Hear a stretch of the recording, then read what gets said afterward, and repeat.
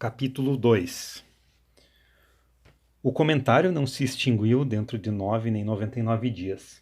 O segundo desaparecimento do Sr. Bilbo Bolseiro foi discutido na Vila dos Hobbits e, na verdade, em todo o condado, ao longo de todo o ano sendo relembrado por muito mais tempo. Tornou-se uma fábula para os pequenos hobbits e, finalmente, o louco bolseiro, que costumava desaparecer num lampejo com um estrondo e reaparecer com sacos de joia e ouro, tornou-se um dos personagens lendários favoritos e sobreviveu durante muito tempo, mesmo quando os acontecimentos reais já tinham sido esquecidos. Mas enquanto a opinião geral da vizinhança era de que Bilbo, que nunca tinha sido bom da cabeça, finalmente tinha ficado muito louco e fugido para o azul. Alice, sem dúvida, teria caído num lago ou rio e tido um trágico, mas não inesperado final. Na maioria das vezes, a culpa era colocada em Gandalf. Se pelo menos aquele malfadado mago deixar o jovem Frodo em paz, talvez ele se acomode e crie algum juízo, diziam eles. E ao que parecia, o mago realmente tinha deixado Frodo em paz, e este havia se acomodado, mas quanto a criar juízo não se percebia quase nada. Na verdade, ele imediatamente assumiu para si a reputação de Bilbo, que sempre fora tido como um sujeito estranho. Recusou-se a manter o luto e no ano seguinte deu uma festa em homenagem ao 112º aniversário de Bilbo, que chamou de Banquete do 112. Mas esses números não correspondem à realidade, pois 20 pessoas foram convidadas e houve várias refeições nas quais nevou comida e choveu bebida, como diziam os hobbits. Alguns se chocavam bastante, mas Frodo manteve o hábito de comemorar o aniversário de Bilbo ano após ano, até que eles se acostumaram. Dizia não considerar que Bilbo estava morto. Quando perguntavam, então onde ele está? Encolhia os ombros.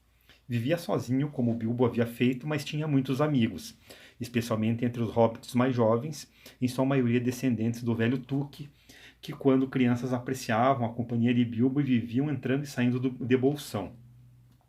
Folco Bolfin e Fredegar Bolger eram os dois deles, mas seus amigos mais íntimos eram Peregrin Took, geralmente chamado de Pippin, e Merry Brandebuck. Seu nome verdadeiro era Meriadoc, mas isso era raramente lembrado.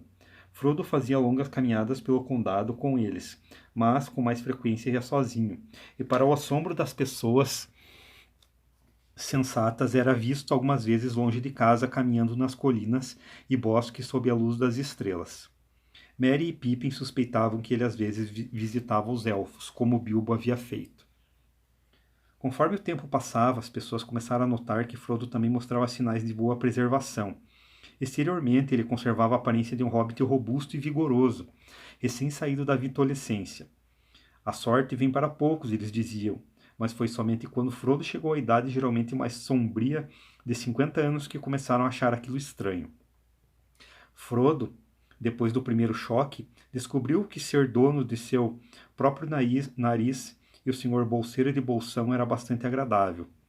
Por alguns anos foi muito feliz e não se preocupou demais com o futuro. Mas sem que se desse conta disso, sentia um arrependimento cada vez maior por não ter partido com Bilbo.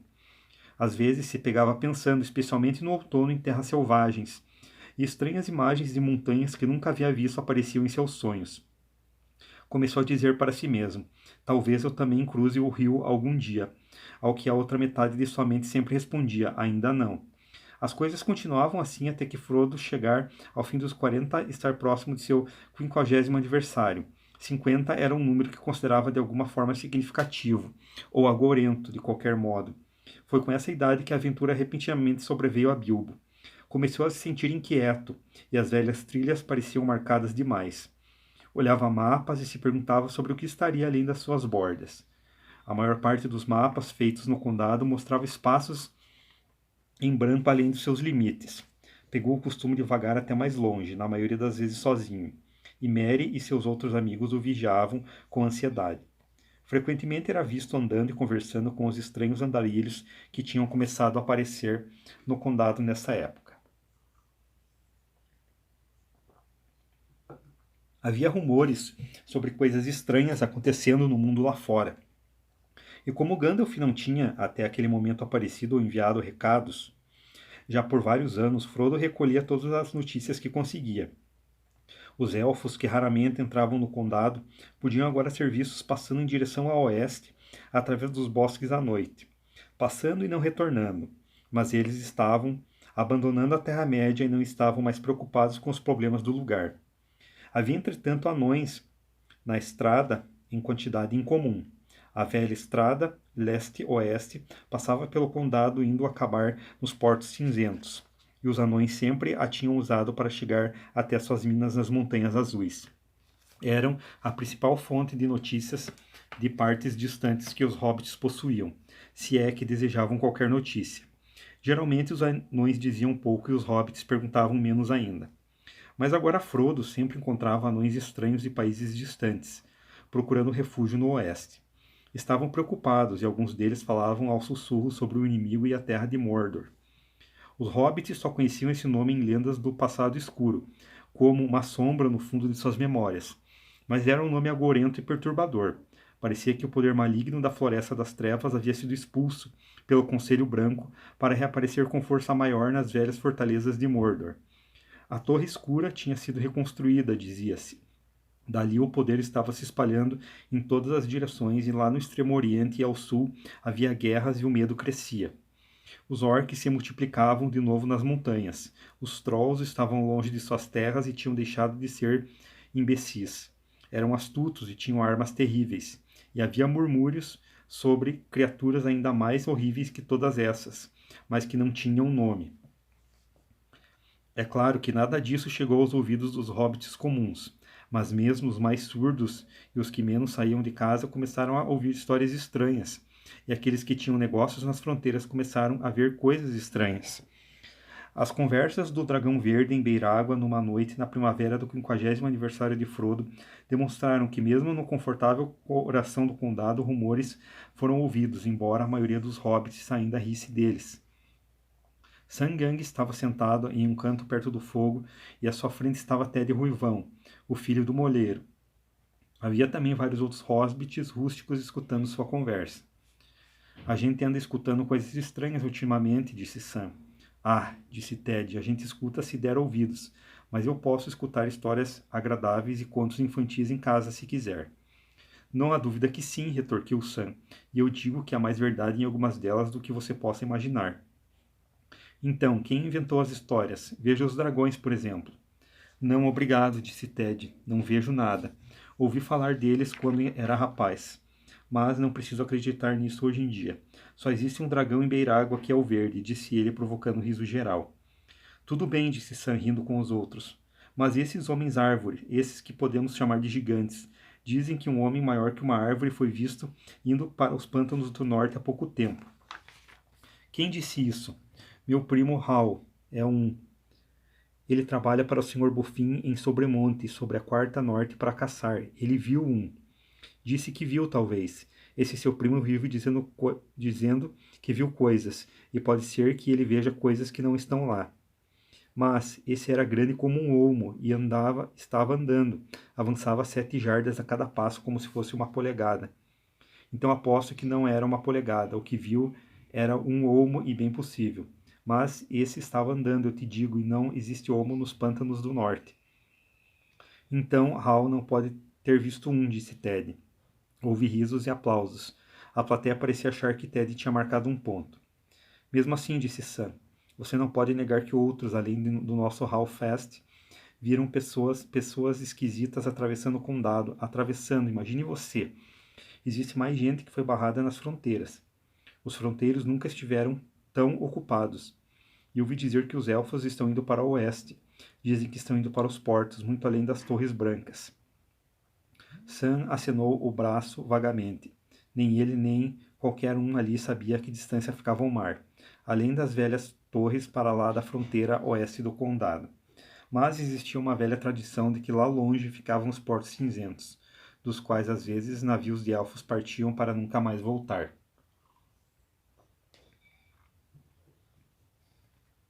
Eles estão navegando pelo mar. Estão indo para o oeste e nos deixando, disse Sam, meio que cantando as palavras, balançando a cabeça triste e solenemente, mas Ted riu. Isso não é nenhuma novidade, se você acredita nas velhas histórias e não consigo ver que importância isso pode ter para mim ou para você. Deixe-os navegar, mas eu garanto que você não os viu navegando, nem qualquer outra pessoa do condado. Eu não sei, disse Sam pensativo. Ele acreditava ter visto um elfo uma vez nos bosques e ainda esperava ver mais deles algum dia. Dentre todas as lendas que tinham ouvido em sua infância, esses fragmentos de contos e histórias semi-esquecidas sobre os elfos que os hobbits contavam sempre o tocavam profundamente. Existem alguns, mesmo por essas partes, disse ele. Tem o Senhor Bolseiro, para quem eu trabalho. Ele me disse que estavam navegando, e ele sabe um pouco sobre os elfos, e o velho Senhor Bilbo sabia mais. Tinha muitas conversas com ele quando era menininho. Nenhum dos dois regula bem, disse Ted. Pelo menos o velho Bilbo era louco, e Frodo está ficando. Se foi daí que você recolheu suas informações, não precisa inventar mais nada. Amigos, vou para casa. A sua saúde. Esvaziou uma caneca e saiu fazendo barulho. Sam ficou sentado em silêncio e não falou mais. Tinha muito em que pensar. Em primeiro lugar, havia muito trabalho a fazer no jardim de Bolsão e o dia seguinte seria cheio se o tempo melhorasse. A grama estava crescendo rápido, mas tinha outras coisas na cabeça além da jardinagem. Depois de uns momentos suspirou, levantou-se e saiu. Era o começo de abril e o céu estava clareando depois de uma chuva pesada. O sol tinha se posto e o entardecer pálido e fresco morria dentro da noite. Ele caminhou sob as primeiras estrelas através da vila dos hobbits e colina acima, assobiando doce e pensativamente.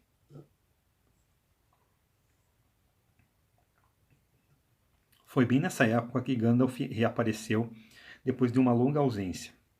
Tinha estado fora por 3 anos depois da festa.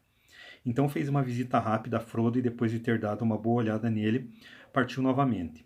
Durante 1 ou 2 anos consecutivos, havia aparecido com bastante frequência, chegando sem ser esperado, depois do anoitecer e indo embora sem avisar antes do nascer do sol. Não discutia seus próprios assuntos e viagens, e parecia principalmente interessado em pequenas notícias sobre a saúde e os afazeres de Frodo. Depois, de repente, suas visitas cessaram. Já fazia mais de 9 anos que Frodo não o via ou tinha notícias dele e começou a pensar que o mago nunca mais voltaria e tinha perdido completamente o interesse por hobbits. Mas naquela noite, enquanto Sam estava indo para casa e anoitecia, veio a já conhecida batida na janela do escritório. Frodo recebeu seu velho amigo com surpresa e grande prazer. Eles olharam bem um para o outro. Ora, ora, disse Gandalf, você parece o mesmo de sempre, Frodo. Você também, replicou este, mas em segredo pensou que Gandalf parecia mais velho e desgastado. Quis saber notícias suas e do mundo lá fora, e logo os dois estavam numa conversa animada que durou até tarde da noite. Na manhã seguinte, depois de um desjejum tardio, o mago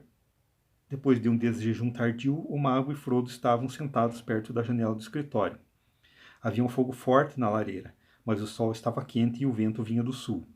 Tudo estava muito viçoso e o verde novo da primavera brilhava nos campos e nas pontas dos dedos das árvores.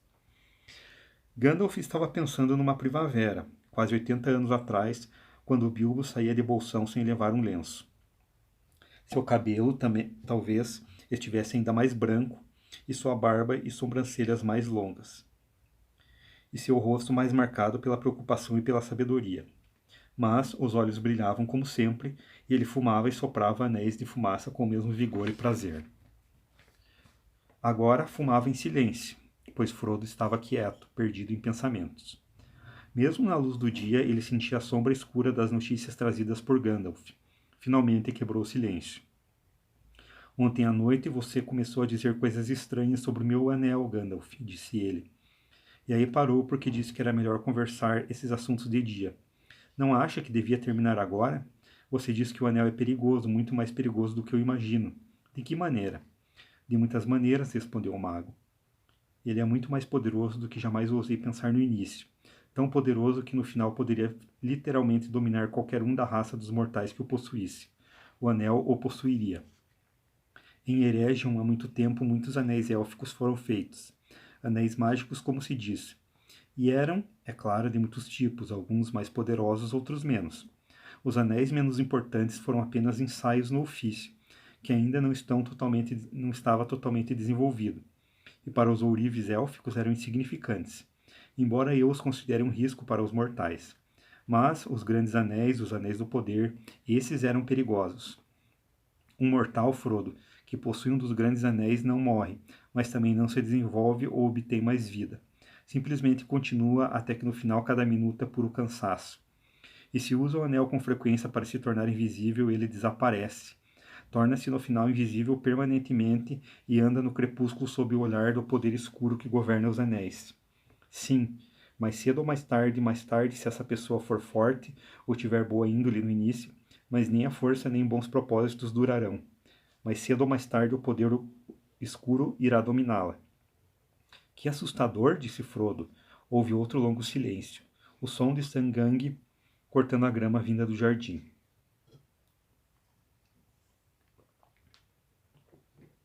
Há quanto tempo você sabe dessas coisas? Perguntou Frodo finalmente. E o que é que Bilbo sabia disso? Bilbo não sabia mais do que contou a você, tenho certeza, disse Gandalf.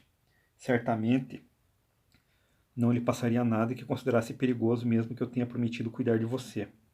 Achava que o anel era muito bonito e útil e que se alguma coisa estava errada ou esquisita, o problema era com ele.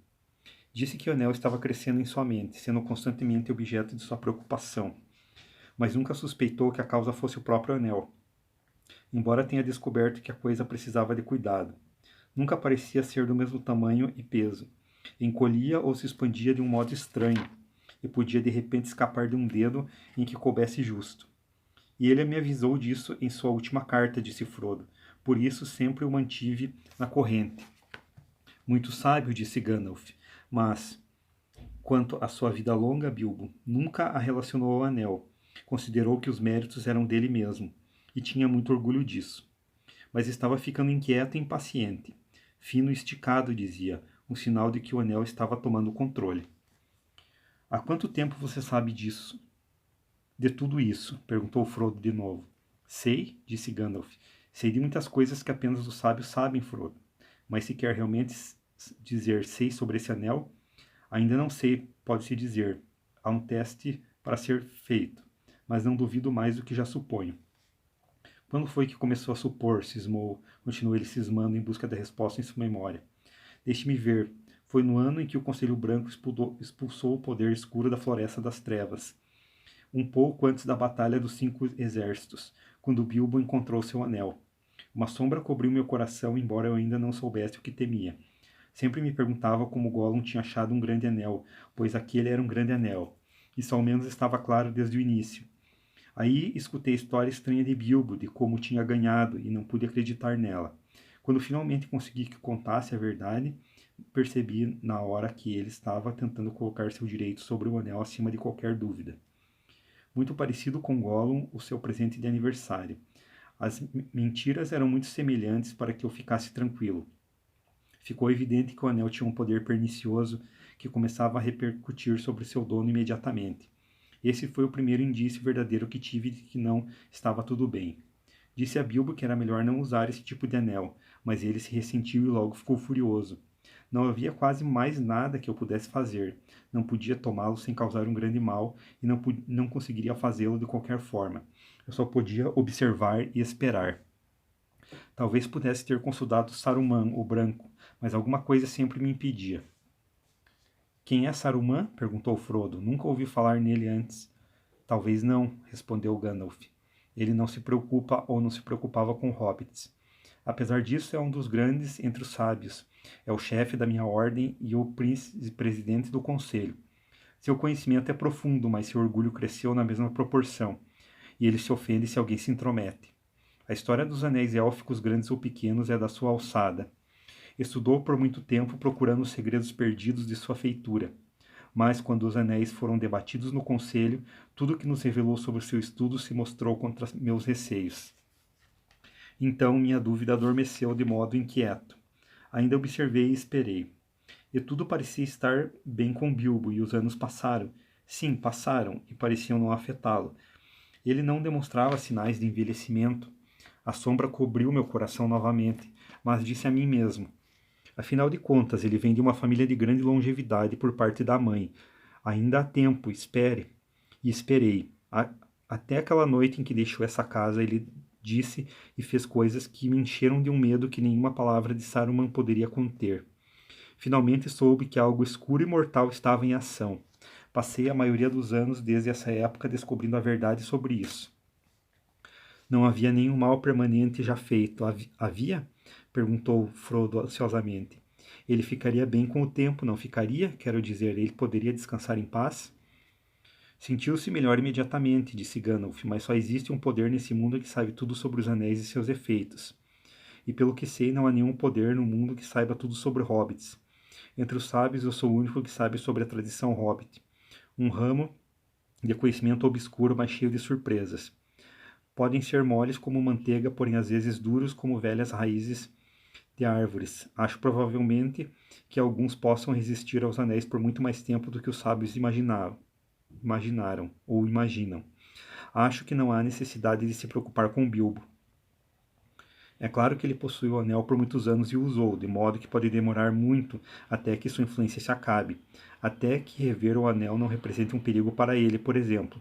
Se isso não acontecer, ele poderá viver muito, bastante feliz, apenas continuando como estava quando se separou do anel. No fim das contas, desistiu dele por sua própria vontade, um ponto importante. Não, eu não estava mais preocupado com Bilbo, uma vez que ele tinha se livrado da coisa. É por você que me sinto responsável. Desde que Bilbo partiu, ando muito preocupado com você e com todos esses hobbits encantadores, absurdos e desamparados. Seria um triste golpe para o mundo se o poder obscuro dominasse o condado. Se todos vocês, imbecis e alegres bolgers, corneteiros, bofins, justa-correias e o resto, para não falar dos ridículos bolseiros, fossem todos escravizados. Frodo estremeceu. Mas por que isso deveria acontecer? Perguntou ele. E por que ele iria querer escravos assim? Para falar a verdade, replicou Gandalf, acredito que até agora, veja bem, ele ignorou totalmente a existência dos hobbits. Você devia ficar agradecido. Mas a sua segurança passou. Ele não precisa de vocês, tem muitos servidores úteis, mas não se esquecerá de vocês novamente. E hobbits miseravelmente escravizados seriam muito mais do agrado dele do que hobbits felizes e livres. Existem coisas assim como malícia e vingança. Vingança? Disse Frodo. Vingança por quê? Ainda não entendo o que isso tem a ver com Bilbo, comigo e com o nosso anel. Tem tudo a ver, disse Gandalf. Você ainda não sabe do perigo real, mas saberá. Eu não sabia ao certo da última vez que vim aqui, mas chegou a hora de falar. Me dê o anel por um momento.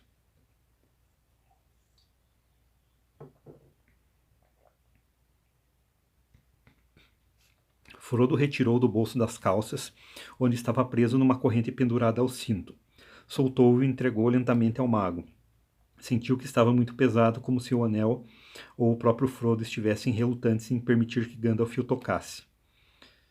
Gandalf ergueu-o no ar, parecia ser feito de ouro puro e maciço. Você consegue ver essas marcas nele? Perguntou o mago. Não, disse Frodo, não vejo nada. O anel é liso e nunca mostra sinais de arranhões ou de uso. Então olhe, para a sombra e aflição de Frodo, o mago jogou o anel de repente bem no meio de um canto aceso da lareira. Frodo deu um grito e estendeu a mão tentando pegar as tenazes, mas Gandalf o segurou. Espere, disse ele numa voz imperativa, lançando de suas sobrancelhas eriçadas um olhar rápido sobre Frodo. O anel não mostrou nenhuma alteração aparente. Depois de um tempo, Gandalf se levantou, fechou as folhas da janela e a cortina. A sala ficou escura e silenciosa, embora os barulhos das tesouras de Sam, agora mais próximos da janela, ainda chegassem abafados do jardim. Por um momento, Gandalf ficou olhando para o fogo. Depois se abaixou e tirou o anel da lareira com as tenazes. E imediatamente o segurou. Frodo ficou boquiaberto. Está frio, disse Gandalf. Pegue-o.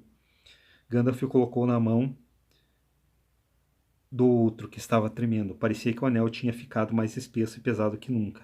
Erga-o, disse Gandalf, e olhe de perto.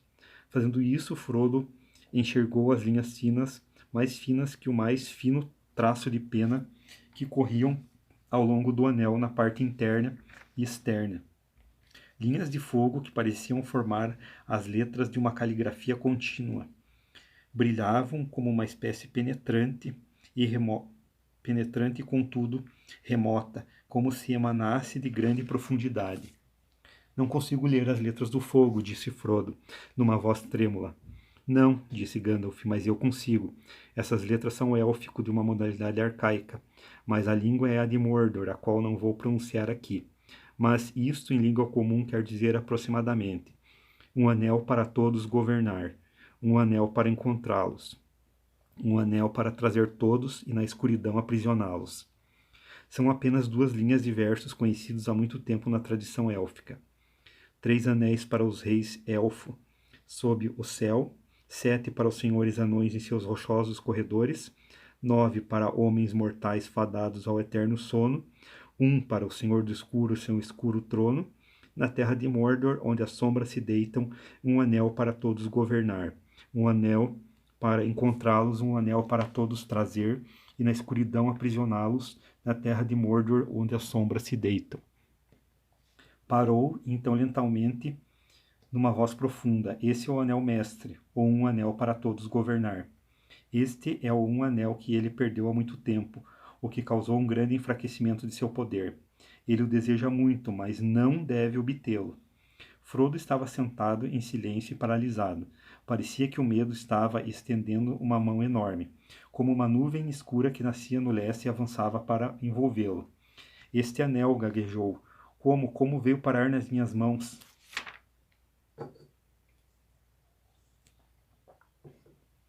Ah, disse Gandalf, esta é uma longa história.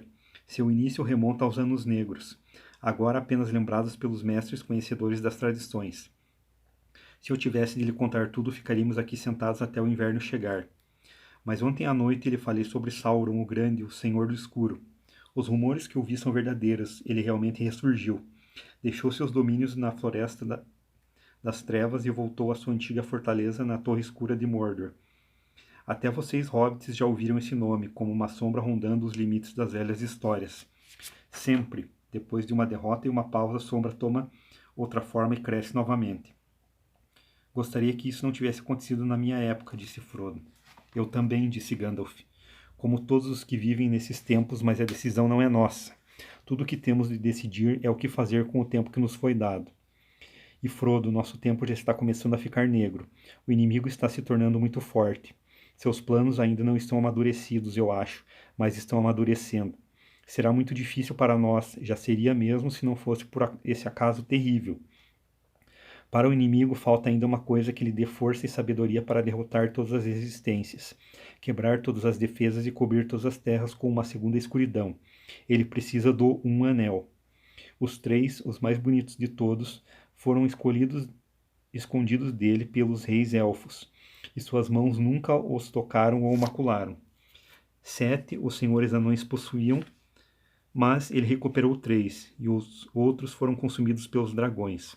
9, ele deu a homens mortais orgulhosos e poderosos, e desse modo os seduziu. Há muito tempo caíram sob o domínio do Um e se tornaram espectros do Anel, sombras sob sua grande sombra, seus mais terríveis servidores. Há muito tempo. Faz muitos anos que os 9 foram levados para longe, mas quem sabe? Conforme as sombras cresçam novamente, esses também podem retornar, mas deixa para lá. Não devemos falar dessas coisas nem numa manhã do condado. A situação agora é essa. Os 9 foram reunidos por ele. Os 7 também, ou então foram destruídos. Os 3 ainda estão escondidos. Mas não o preocupam mais. Precisa apenas do Um, pois esse foi feito por ele mesmo, pertence a ele, que permitiu que uma grande parte de seu antigo poder passasse para o Anel, de modo que pudesse governar todos os outros. Se o recuperar, poderá comandar a todos novamente, onde quer que estejam. Até mesmo os 3 e tudo que foi feito por ele, com eles não terá mais efeito, e ele ficará mais forte que nunca. É este o acaso terrível, Frodo. Ele acredita que o Um está desaparecido, mas havia sido destruído pelos elfos, como deveria ter acontecido. Mas agora sabe que ele não desapareceu, que foi encontrado. Não está procurando. Então está procurando. E todo o seu pensamento está concentrado nisso. E sua grande esperança é o nosso grande receio. Por quê? Por que não foi destruído? Gritou Frodo. E como aconteceu ao inimigo perdê-lo? Se era tão forte e o considerava tão precioso. Apertou o anel em sua mão, como se já enxergasse dedos escuros se estendendo para tentar tomá-lo. Foi tomado dele, disse Gandalf. Antigamente a força de resistência dos elfos contra ele era maior, e homens e elfos não eram tão estranhos uns aos outros. Os homens de Ponente vieram ajudá-los. Este é um capítulo da antiga história que merece ser recordado. Naquele tempo também havia tristeza e uma escuridão crescente. mas houve pessoas valorosas e feitos que não foram totalmente em vão. Um dia talvez eu lhe conte toda a história, ou quem sabe você escute de alguém que a conhece melhor. Mas por enquanto, já que acima de tudo você precisa saber como essa coisa veio parar em suas mãos, e isso já dá uma história bem longa, vou me limitar a essa parte. Foi Gil-galad, rei elfo, que juntamente com Elendil de Ponente derrotou Sauron, embora os dois tenham sucumbido nessa empresa. Isildur, filho de Elendil, cortou o anel da mão de Sauron e tomou-o para si. Dessa forma, Sauron foi subjugado e seu espírito fugiu e ficou escondido por muitos anos, até que sua sombra tomou forma novamente na Floresta das Trevas. Mas o anel foi perdido, caiu no grande rio Aduin e sumiu. Isildur estava marchando para o norte ao longo da margem leste do rio. Perto dos campos de Lis, foi assaltado pelos orcs das montanhas e quase todo o seu povo foi assassinado. Ele pulou na água do rio, mas o anel escorregou de seu dedo enquanto nadava. Então os orcs o viram e o mataram com flechas. Gandalf parou, e ali nos lagos escuros dos campos de Lis, disse ele, o anel sumiu do conhecimento e das lendas, e até mesmo essa parte de sua história conhecida apenas por poucas pessoas. E o Conselho dos Sábios não conseguiu descobrir mais. Mas finalmente acho que posso continuar a história.